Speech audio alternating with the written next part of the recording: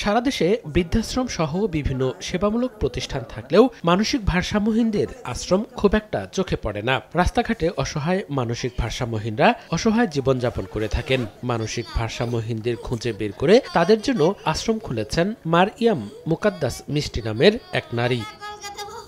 রাস্তা থেকে তুলে এনে পরম যত্নে আশ্রয় দিয়েছেন মানসিক ভারসাম্যহীনদের। সকালের খাবার শেষে আশ্রমের ছাদের উপর বসে রোদ পোহাচ্ছেন কয়েকজন মানসিক ভারসাম্যহীন নারী। নিজের মতো করে সময় কাটাচ্ছেন তারা। একটি ভাড়া বাসা নিয়ে আশ্রমের কার্যক্রম শুরু করেন মানবিক নারী মিষ্টি। আশ্রমের নাম দেন আল মুকাদ্দাস ফাউন্ডেশন। তার এই আশ্রমে বর্তমান 22 জন মহিলা ও 3 জন পুরুষ মানসিক ভারসাম্যহীন রোগী রয়েছে। মানসিক ভারসাম্যহীনদের দেখাশোনা করার জন্য 2 জন লোক রেখেছেন। দিনের একবেলা তিনি দেখাশোনা করেন, বাকি সময় দেখেন আশ্রমের কর্মরতরা। স্কুল জীবন থেকেই সামাজিক কাজ করেন তিনি।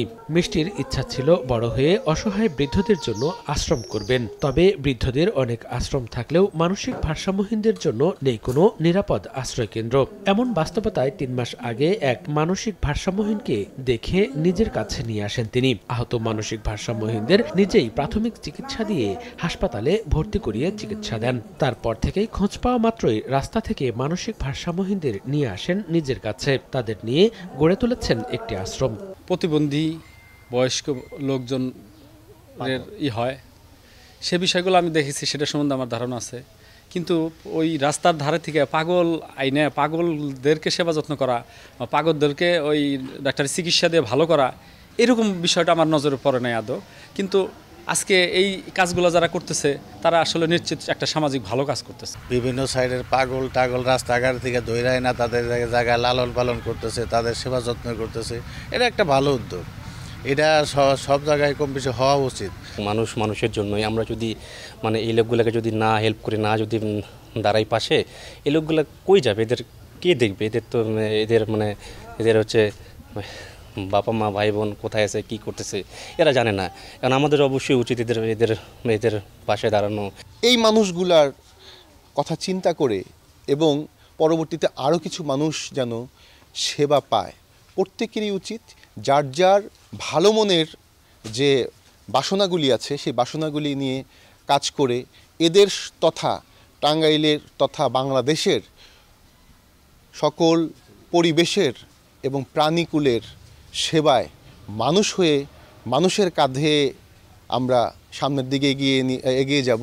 মানবিক এই কাজ করতে পেরে নিজে আত্মতৃপ্তি অনুভব করেন মানবিক এই নারী। তার এই মহৎ কাজে পাশে দাঁড়াতে বিত্তবানদের এগিয়ে আসার আহ্বান জানান তিনি। রাস্তাঘাটে যখন যাই, পড়ে থাকতে দেখি যে একটা অসহায় মানুষ রাস্তায় পড়ে আছে, হাত ভেঙে আছে, পা ভেঙে আছে। হসপিটালেও দেখি কিছু অজ্ঞাত পেশেন্ট পাগল ভবঘুরে থাকে, কিছু প্রেগনেন্ট গর্ভবতী যে পাগলিগুলা রাস্তায় থাকে।